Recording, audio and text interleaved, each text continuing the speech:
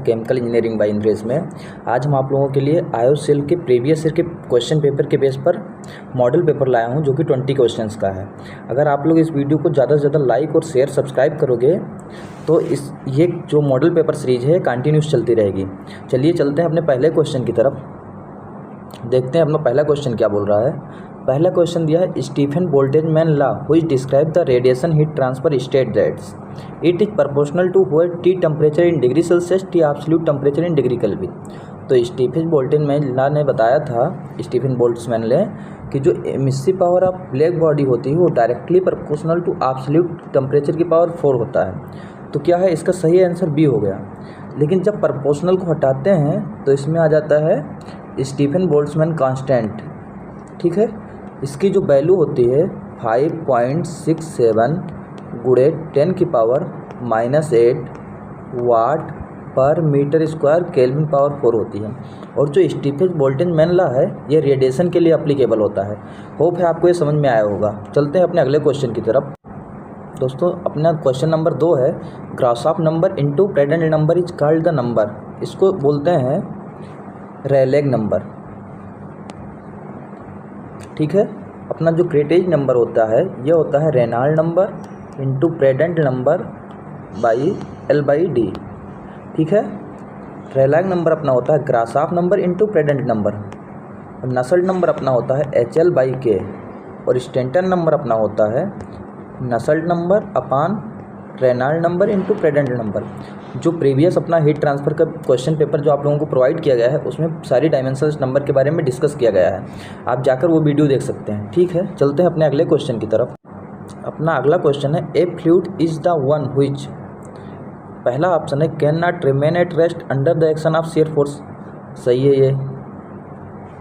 ठीक है, अगर हम किसी जो अगर अपना फ्लूइड है अगर उसमें हम शियर फोर्स लगाएंगे तो रेस्ट पे नहीं रहेगा, उसमें मोशन होगी। तो इस पहला ऑप्शन सही है। दूसरा बोलता है continuously expand till it fills any container. अपना जो फ्लूइड है सपोज करिए लिक्विड और गैस को दोनों को फ्लूइड बोलते हैं। अगर लिक्विड को हम कंटेनर रख दिए हैं वो एक्सपेंड कैसे करेगा। अपना जो लिक्विड है सपोज करिए एग्जांपल वाटर जनरली इनकम्प्रेसिबल होता है, गैसेस अपनी कंप्रेसिबल होती हैं। और परमानेंटली रेजिस्ट डिस्ट्रॉयशन, अगर हम अपना शेयर स्ट्रेस नहीं लगाएंगे तो कैसे डिफॉर्मेशन होगा। तो इसका सही आंसर ए है। चलते हैं अपने अगले क्वेश्चन की तरफ। अपना क्वेश्चन है the exit cone angle in case of a standard venturimeter is the entrance cone angle. अब वेंचुरीमीटर क्यों यूज किया जाता है। वेंचुरीमीटर यूज किया जाता है किसी पाइप में फ्लोइंग फ्लूइड का फ्लो रेट मेजर किया जाता है। ठीक है, इसका उपयोग किया जाता है फ्लो रेट मेजर करने के लिए। तो अपना वेंचुरीमीटर में कह रहा है एग्जिट कोन एंगल जो होता है वो एंट्रेंस एंगल से ज़्यादा होता है या कम होता है। तो एग्जिट कोन एंगल जो होता है एंट्रेंस एंगल से कम होता है। तो इसका सही आंसर है ए, स्मॉलर देन। अपना वेंचुरीमीटर कुछ इस तरीके से होता है। ये वेंचुरीमीटर में अपने 3 पार्ट होते हैं। ये अपना है कन्वर्जिंग सेक्शन, इसको बोलते हैं डाइवर्जिंग सेक्शन। और जो ये एरिया है ये अपना होता है थ्रोट। अभी जो इधर अपना क्या है एंट्रेंस का जो एंगल होता है ये 15 to 20 डिग्री होता है। आउटलेट का जो एंगल होता है 7 to 15 डिग्री होता है। तो देखिए अपना तो जो एग्जिट वाला जो अपना क्वेश्चन दिया है एग्जिट कोन एंगल अपना लेस है एंट्रेंस कोन एंगल के। होप है आपको समझ में आया होगा। चलते हैं अपने अगले क्वेश्चन की तरफ। अभी दिया है catalyst is a substance which chemical reaction increase the speed of a decrease the speed of a chemical reaction can either increase और decrease speed of reaction alter the value of equilibrium constant air in a reversible. तो हम catalyst का उपयोग क्यों करते हैं। Catalyst का उपयोग हम वहाँ पर करते हैं जहाँ हमको जो अपना रिएक्शन हो रहा है रिएक्शन रेट इंक्रीज करना होता है, तो वहाँ पर हम कैटालिस्ट का उपयोग करते हैं। तो इसका सही आंसर क्या है ए। चलते हैं अपने अगले क्वेश्चन की तरफ।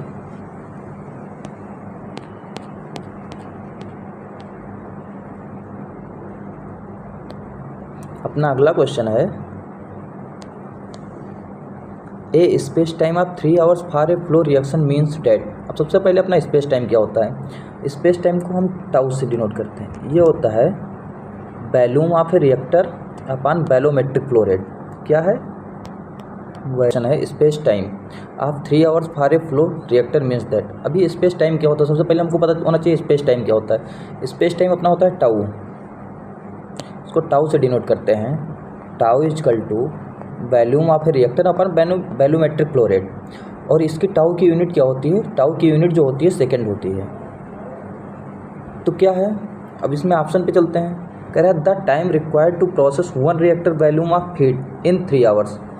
तो अभी देखिए अपना एक वॉल्यूम रिएक्टर को बोल रहा है 3 hours for a flow, means एक रिएक्टर वॉल्यूम को प्रोसेस करने में इसको कितने घंटे लगेंगे, 3 घंटे लगेंगे। तो इसका पहला ऑप्शन ए है, ये सही है। दूसरा क्या है, 3 reactor volumes of feed can be processed every hour, नहीं ये गलत है। ये क्या दे दिया, ये स्पेस टाइम दिया है, अगर इसको ये स्पेस वेलोसिटी बता रहा है। क्या बता रहा है, स्पेस वेलोसिटी। अपना 3 reactor volume of feed can be processed by every hour, ये बोल रहा है प्रत्येक आवर में 3 रिएक्टर का वॉल्यूम फिल किया जाएगा, तो ये स्पेस वेलोसिटी बताता है। लेकिन जैसे 3 घंटे में अगर एक रिएक्टर वॉल्यूम प्रोसेस किया जा रहा है तो ये बता रहा है स्पेस टाइम, और स्पेस वेलोसिटी की यूनिट होती है सेकेंड इनवर्स, ठीक है। और जो अपना स्पेस वेलोसिटी और स्पेस टाइम है एक दूसरे के इन्वर्सली प्रोपोर्शनल होते हैं, ठीक है। होप है आपको ये समझ में आया होगा। चलते हैं अपने अगले क्वेश्चन की तरफ। अपना अगला क्वेश्चन है threshold energy in a reaction is equal to. अभी थ्रेशोल्ड एनर्जी क्या होती है, अभी हम लोग जो अपना एक्सोथर्मिक रिएक्शन या एंडोथर्मिक रिएक्शन का जब हम तैयारी में ग्राफ बनाते हैं तो ग्राफ अपना इस तरीके से बनता है। अपना ये ग्राफ होता है, यहाँ पर सपोज करिए रिएक्टेंट एनर्जी है तो ग्राफ इस तरीके से जाता है। ये हम एक्सोथर्मिक एनर्जी के लिए बना रहे हैं। एक सेकेंड,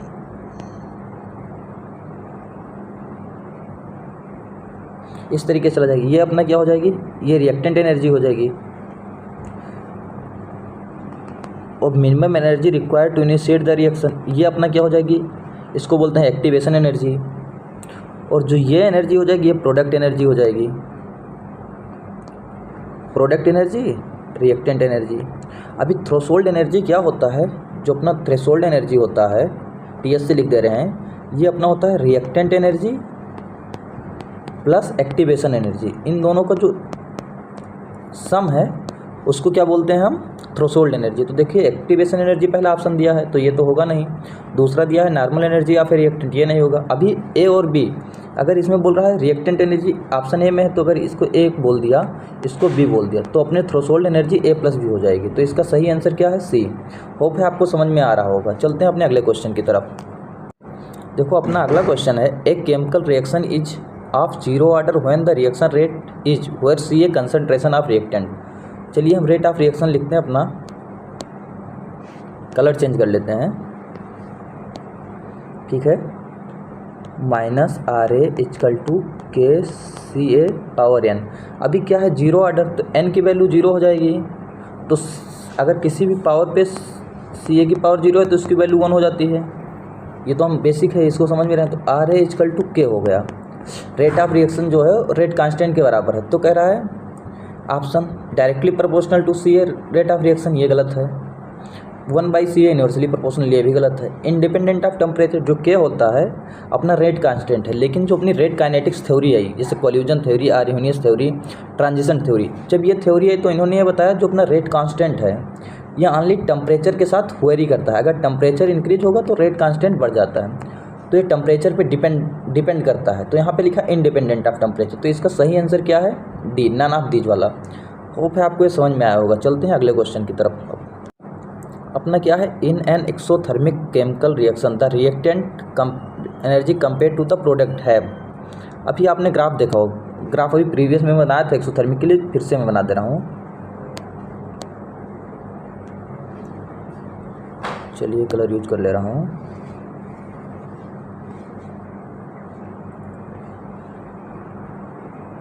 इसमें क्या है, अपना एक्सोथर्मिक में जो डेल्टा H होता है वो निगेटिव वैल्यू होता है, ठीक है। ये अपनी रिएक्टेंट एनर्जी है, ये अपनी प्रोडक्ट एनर्जी है। तो अभी क्या होता है एक्सोथर्मिक रिएक्शन में H की वैल्यू होती है, तो डेल्टा H का जो होता है वो होता है product energy minus reactant energy, product minus reactant energy, ठीक है। तो अपना क्या है अपना डेल्टा एच माइनस होता है एक्सोथर्मिक के केस में, तो क्या होगा, अपनी रिएक्टेंट एनर्जी ज़्यादा होती है प्रोडक्ट से। तो इसमें क्या पूछ रहा है, the reactants compare to the products, तो रिएक्टेंट्स एनर्जी क्या होती है, हायर एनर्जी होती है, मोर एनर्जी। तो इसका सही आंसर बी हो गया। होप है आपको ये समझ में आ रहा होगा। अगर अभी इसी केस में ये पूछ लेता एक्सोथर्मिक की जगह एंडोथर्मिक में पूछ लेता, तो एंडोथर्मिक के केस में क्या होता है, एच अपना प्लस होता है, तो उसमें क्या होता है, प्रोडक्ट एनर्जी हाई होती है। ठीक है, रिएक्टेंट से अपनी प्रोडक्ट एनर्जी हाई होती है। होप है आपको समझ में आया होगा, एक्सोथर्मिक और एंडोथर्मिक दोनों समझ में आया होगा। चलते हैं अपने अगले क्वेश्चन की तरफ। अपना ये अगला क्वेश्चन है जो सीआरई से है। The experimentally determined overall order of reaction A + B goes to C + D is 2, then the,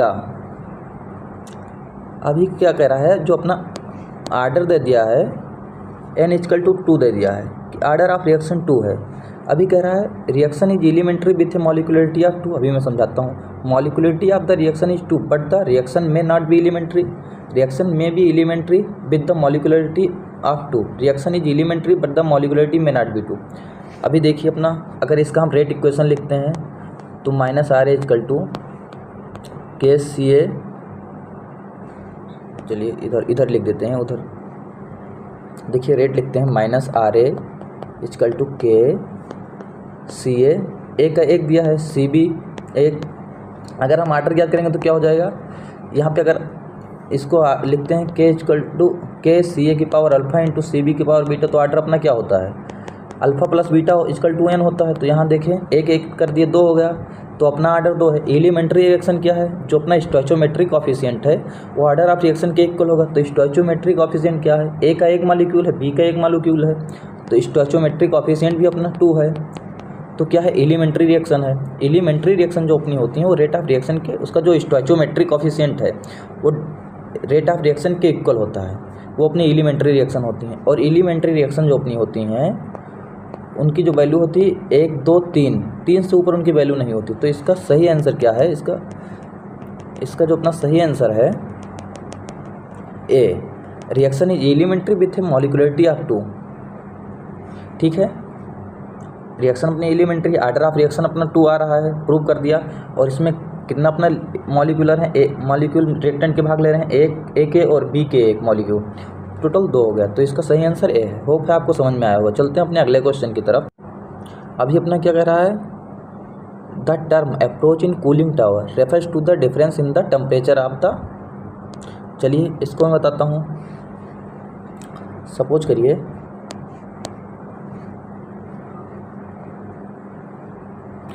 यहाँ पर अपना हॉट वाटर इन हो रहा है, एक सेकेंड,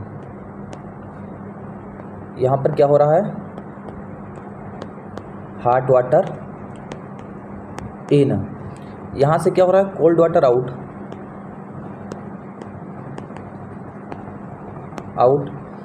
यहाँ से अपनी कौन सी एयर आ रही है, अपनी जो सराउंडिंग एयर है एट बेड बल्ब टेम्परेचर। ठीक है, तो अभी क्या होगा, अपना हॉट वाटर कितने पे इनलेट हो रहा है और कितने पे आउट हो रहा है, इसको क्या बोलते हैं, इसको रेंज बोलते हैं। और क्या है, कोल्ड वाटर आउटलेट और surrounding air at bed temperature जो इनलेट है, तो कितना अपना ड्राइविंग फोर्स है, जो अपना ड्राइविंग फोर्स डिफरेंस होता है उसको क्या बोलते हैं, अप्रोच। तो ये वैल्यू क्या हो जाएगी, अप्रोच। अभी ऑप्शन में देखते हैं, ऑप्शन क्या दिया है,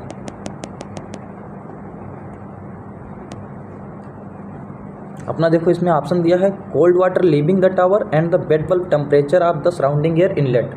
तो क्या है, इसका सही आंसर पहले में ही दे दिया है, ए। दूसरा दिया है hot water entering the tower and the bed bulb temperature of the surrounding area, तो होगा नहीं, पता कहाँ रहा ड्राइविंग फोर्स कितना डिफरेंस है। तीसरा दिया है hot water entering and cooler water leaving the cooling tower, अभी बताया इन हो रहा है, आउट कितना हो रहा है, ये रेंज बता रहा है कितना टेम्परेचर अपना हार्ड फ्लूइड से कोल्ड फ्लूइड में कितना टेम्परेचर मतलब डिफरेंस आया, वो क्या बताएगा, अपना रेंज बताएगा। तो क्या ये बता रहा है, अप्रोच। और ये जो लिखा है ये रेंज लिखा है। होप है आपको समझ में आया होगा। चलते हैं अपने अगले क्वेश्चन की तरफ। अपना अगला क्वेश्चन है, very tall packed towers are divided into series of beds to. क्या होता है, लिक्विड की एक टेंडेंसी होती है किसी भी चीज़ के सहारे, टावर के दीवारों के सहारे वो नीचे की तरफ आने लगते हैं, तो उसमें क्या होने लगती है, चैनलिंग होने लगती है, जिससे अपना जो टावर की एफिशिएंसी है वो डाउन हो जाती है। तो चैनलिंग को रिड्यूस करने के लिए हम टावर को छोटे छोटे पार्ट में डिवाइड कर लेते हैं। तो इसका सही आंसर क्या है? बी। ठीक है, चलते हैं अपने अगले क्वेश्चन की तरफ। अपना अगला क्वेश्चन है pick out the correct statement. अभी कह रहा है इसमें जो अपना करेक्ट स्टेटमेंट पिक करना है, कह रहा है Ponchon Savarit method is more accurate than McCabe Thiele method to determine the number of theoretical stage required for separation of 9 ideal binary system by distillation. ये सही है, करेक्ट स्टेट बोला तो पहला सही हो गया, ये सही है। अभी दूसरा देखते हैं क्या है। A sharp decrease in pressure drop in a indication of flooding in a distillation column. यहाँ जो डिक्रीज इन प्रेशर लिखा है ये हो जाएगा यहाँ पर इंक्रीज इन प्रेशर, तो ये भी सही हो जाएगा। Increase in A sharp increase in pressure drop, तो ये भी सही हो जाएगा। अभी इसमें डिक्रीज दिया तो ये गलत है। अभी क्या है, solvent use in extraction distillation should be high volatility. No, जो सॉल्वेंट यूज करते हैं उसके लो वोलेटाइल सॉल्वेंट यूज करते हैं। ठीक है, लो वोलेटाइल। तो अब ना डी ऑप्शन दिया है, ये भी गलत है। Flash distillation is suitable for separating component which है जब very close boiling point temperature. अगर क्लोज बॉइलिंग पॉइंट टेम्परेचर है वहाँ पर हमारा एजियोट्रॉप डिस्टिलेशन होगा। इसके लिए जो सही होगा ये क्लोज नहीं, इसमें जो क्लोज बॉइलिंग पॉइंट दिया है इसमें लिखना पड़ेगा component have a very much boiling point difference, मतलब जो अपना कंपोनेंट ए और बी में जो बॉइलिंग पॉइंट डिफरेंस होगा वो बहुत ज़्यादा होगा। ठीक है, तो ये भी सही हो जाएगा। अभी देखो अपना चारों मैंने सही करके बता दिया और गलत कौन सा है वो बता दिया। यहाँ शार्प डिक्रीज दिया, यहाँ पे अगर शार्प इंक्रीजेज हो जाएगा प्रेशर ड्रॉप में तो ये भी सही हो जाएगा। सॉल्वेंट जो एक्सट्रैक्शन में यूज होता है वो लो वोलेटाइल कंपोनेंट, उसकी जो प्रॉपर्टी होती है लो वोलेटिलिटी होता है। और फ्लैश डिस्टिलेशन में जो अपना होता है क्लोज बॉइलिंग पॉइंट वाले कंपोनेंट को नहीं यूज किया जाता है, इसमें लार्ज टेम्परेचर डिफरेंस होता है दोनों कंपोनेंट में जो अपने बाइनरी मिक्सचर में है। होप है आपको समझ में आया होगा। चलते हैं अगले क्वेश्चन। अभी कह रहा है when the ratio of Grashof number and the square of Reynold number is 1। क्या बोल रहा है, ratio of Grashof number upon Reynold number square equal to 1। अभी 1 का मतलब क्या है, उस ग्रासहॉफ नंबर किसके लिए होता है, नेचुरल कन्वेक्शन के लिए यूज होता है। Natural convection. रेनॉल्ड नंबर किसके लिए, फोर्स कन्वेक्शन। तो अभी इसकी वैल्यू 1 है तो अपना इसमें मिक्स कन्वेक्शन होगा। ठीक है, अभी फ्री कन्वेक्शन कब होगा, अभी फ्री कन्वेक्शन के लिए इसकी वैल्यू क्या हो जाएगी,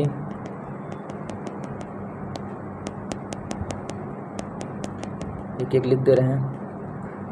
अगर अपना दूसरे कलर से, अगर फ्री कन्वेक्शन है कलर दूसरा कर दे रहे हैं। फ्री कन्वेक्शन में अपना होगा जो ग्रासहॉफ और रेनॉल्ड नंबर स्क्वायर है इसकी वैल्यू क्या हो जाएगी, ग्रेटर देन हो जाएगी फ्री कन्वेक्शन के केस में। मिक्स्ड कन्वेक्शन के केस में हो जाएगा GR Grashof number into Reynold number square equal to 1 हो जाएगा, जो यहाँ क्वेश्चन में दिया। फोर्स कन्वेक्शन के केस में क्या होगा, इसका जो रेशियो है ग्रासहॉफ का और रेनॉल्ड नंबर स्क्वायर का जो रेशियो है लेस देन 1 हो जाएगा। तो यहाँ पर क्या होगा, फोर्स कन्वेक्शन हो जाएगा। जब Grashof number upon Reynold number square की वैल्यू 1 हो जाएगी तो मिक्स कन्वेक्शन होगा। और फ्री कन्वेक्शन में ग्रासहॉफ नंबर की वैल्यू रेनॉल्ड नंबर से वैल्यू से ज़्यादा होगी। होप है आपको ये समझ में आएगा क्वेश्चन। ये क्वेश्चन कई बार पूछे जा चुके हैं, वही क्वेश्चन मैं ला रहा हूँ जो किसी न किसी PSU सेक्टर के एग्जाम में पूछे जा चुके हैं, या फिर डिप्लोमा या फिर बीटेक में। तो ये IOCL के लिए बहुत ही इंपॉर्टेंट है। तो आप लोग वीडियो देखते रहिए और शेयर करो और सब्सक्राइब करो। ठीक है, चलते हैं अपने अगले क्वेश्चन की तरफ। अपना अगला क्वेश्चन है heat flux increases with temperature drop beyond the Leidenfrost point in the plot of heat flux बनाम temperature drop for boiling point liquid because. अभी क्या है, इसका ग्राफ बना के बता दे रहा हूँ, ओवरव्यू हल्का दे रहा हूँ, उसके बाद आप लोग देखिए। इसका ग्राफ इस तरीके से बनता है। इधर क्या है, अपना फ्लक्स है, इधर क्या है, टेम्परेचर। तो अपना हम लिक्विड बॉयल करना शुरू करें तो कुछ इस तरीके से जाएगा। ये ग्राफ इस तरीके से बनता है। तो क्या होता है, जहाँ पर ये पॉइंट है, इस यहाँ पर क्या होता है, अपना फ्लक्स मिनिमम हो जाता है। क्या हो जाता है, फ्लक्स अपना मिनिमम हो जाता है, मोर टेम्परेचर डिफरेंस। लेकिन उसके बाद जब टेम्परेचर बढ़ाते हैं तो डायरेक्टली क्या होता है, वेपर बनने लगते हैं। तो वहाँ पर क्या हो जाता है, रेडिएशन अपने लिए इंपॉर्टेंट हो जाता है।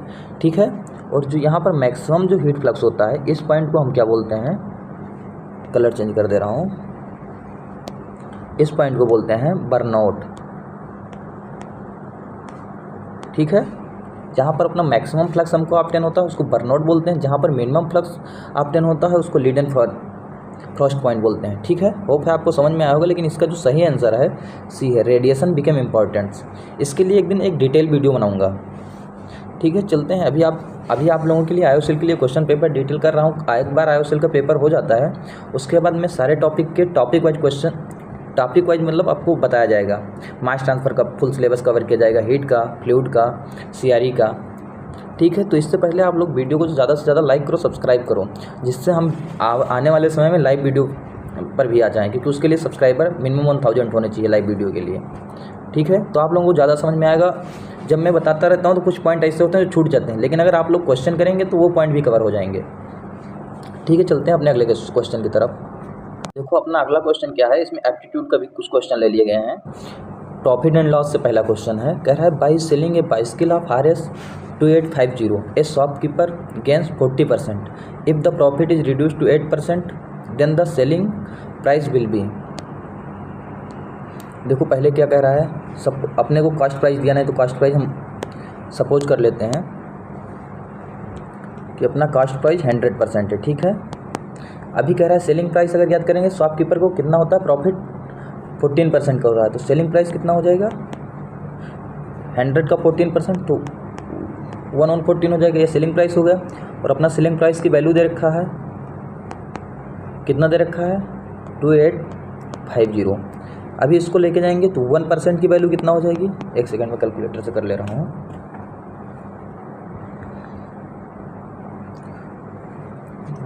वन परसेंट की वैल्यू 25 हो जाएगी, ठीक है। तो 100% की वैल्यू क्या हो जाएगी,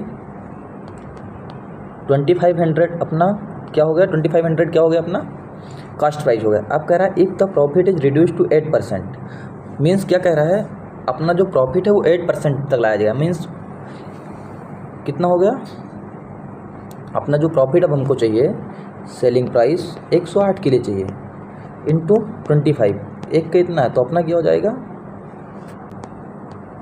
इतना आ गई थी 2500, ठीक है। अभी कह रहा है 8%, तो अगर इसका हम 8% निकालते हैं, 8% इसको प्रॉफिट अभी हो रहा है, 8% प्रॉफिट हो रहा है, तो क्या हो गए, ये वैल्यू कितना हो गई 200, ठीक है। ये अपना प्रॉफिट हो रहा है, तो अभी टोटल अपना सेलिंग प्राइस क्या हो जाएगा, कास्ट प्राइस प्लस प्रॉफिट, तो कितना हो जाएगा 2500 इंटू प्लस 200 2700। तो इसका सही आंसर देखते हैं। अपनी इसकी कास्ट प्राइस आ गई थी,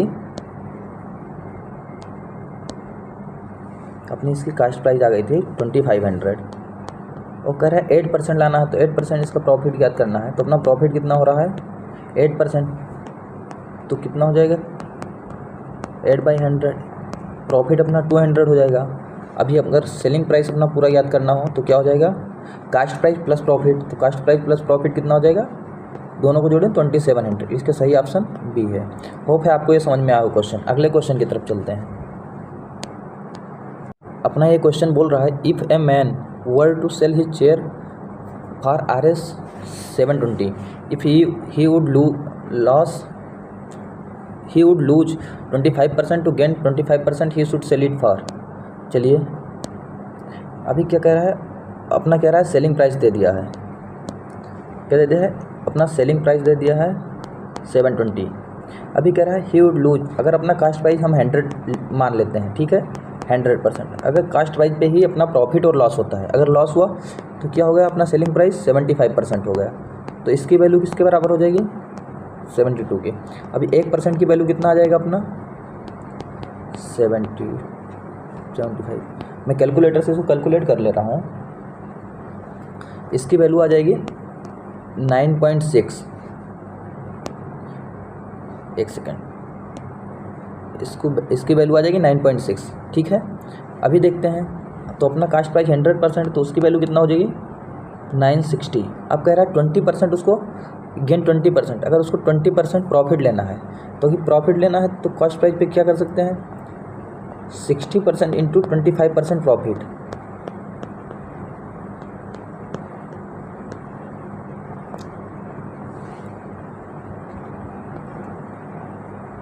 अभी क्या हो गया, अपना प्रॉफिट कितना आ रहा है 240 का, ठीक है, 240 का आ रहा है। अगर अपना कह रहा है टोटल सेलिंग प्राइस कितना हो जाएगा, ठीक है, अपना कास्ट प्राइस कितना है 960 प्लस 240 कितना हो जाएगा 1200 ऑप्शन दिया है। हाँ, इसका सही ऑप्शन क्या हो गया, इतना हो जाएगा। तो इसका सही ऑप्शन हो गया ए।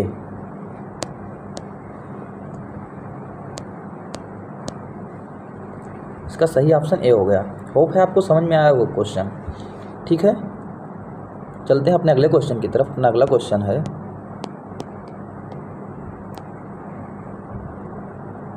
अपना अगला क्वेश्चन है, if A and B together can complete a piece of work in 15 days. A और बी किसी काम को 15 दिन में करते हैं, ठीक है। ए प्लस बी किसी काम को 15 दिन में करते हैं, ठीक है। And B alone in 20 days, अगर बी उसी काम को 20 दिन में करता है, ठीक है, तो ए कितने दिन में करेगा। तो सबसे पहले हम इन दोनों का एलसीएम ले लें कि टोटल वर्क कितना है। अगर हम 15 और 20 का रेशियो लेंगे तो एलसीएम लेंगे तो वो 60 हो जाएगा। तो इसकी इफिशियंसी ए प्लस बी की इफिशियंसी कितना है, एक डे के, तो 15 से इसको डिवाइड कर देंगे तो 4 काम करेंगे। और बी एक दिन में कितना काम करेगा, 3 काम करेगा। तो ए का 1 डे का काम कितना हो जाएगा, एक दिन का काम, ये 1 काम करेगा। टोटल काम अपने पास कितना है 60 काम है। तो इसको 60 वर्क कंप्लीट करने के लिए कितने दिन लगेंगे, 60 डेज लगेंगे। क्योंकि जब भाई ये एक काम एक दिन में करता है तो 60 काम ये 60 दिन में करेगा। होप है आपको समझ में आ गया होगा। तो इसका सही आंसर ए है, ठीक है। चलते हैं अपने अगले क्वेश्चन की तरफ। अपना अगला क्वेश्चन है, if 10 men can do a piece of work in 12 days then time taken by 12 men to do the same piece of work will be. ये तो जर्नल सा क्वेश्चन दिया है। अगर 10 men मिलके किसी काम को 12 दिन में करते हैं तो अपने आप को टोटल वर्क कितना हो गया, अपना टोटल वर्क कितना हो जाएगा, टोटल वर्क M1D1 10 आदमी 10 men है और 12 डेज, 10 × 12, टोटल वर्क अपना कितना हो गया 120। अभी कह रहा है 12 men to do the same piece of work, अपना कह रहा है टोटल वर्क अपना 120 है। अगर 12 men कर रहे हैं तो कितने दिन में करेंगे। तो देखिए अपना men के वैल्यू 12 × D कैंसिल हो जाएगा, तो डी की वैल्यू कितना आ रही है 10। तो अपना 10 डेज में वर्क कंप्लीट कर देंगे, ठीक है। होप है आपको ये समझ में आया होगा। चलते हैं अपने अगले क्वेश्चन की तरफ। अगला क्वेश्चन अपना ब्लड रिलेशन से है। A and B are brothers, C and D are sisters. A son is D's brother, A का जो बेटा है वो डी का भाई है। How is B related to, एक सेकंड देखिए आप, ए एंड बी ब्रदर, अभी क्या कह रहा है, ए सन इज डीज ब्रदर। अभी क्या है, C and D are sister, C and D are sister. जो ए का बेटा है ये क्या हो गया, सन हो गया, और ये अपनी क्या हो गई, इसकी बेटी हो गई, डॉटर, ठीक है। और क्या कह रहा है, how is B related to C. अगर अब ये दोनों सगे भाई हैं और ए का ये बेटा है और सी जो है ए की बेटी है, तो बी सी से कैसे रिलेटेड है। सी का बी जो होगा अब अंकल हो जाएगा। अगर यही पूछता सी से बी का क्या रिलेशन है तो वो बेटी हो जाती, भतीजी हो जाती। तो इसका सही आंसर क्या है, सी। चलिए आज का मॉडल पेपर यहीं पर समाप्त करते हैं। अगर आप लोगों ने लाइक शेयर सब्सक्राइब किए, ज़्यादा से ज़्यादा अगर व्यूज आए वीडियो पर, तो अभी आपका फुल लेंथ का एक मॉडल टेस्ट कराया जाएगा। Okay, thanks for watching.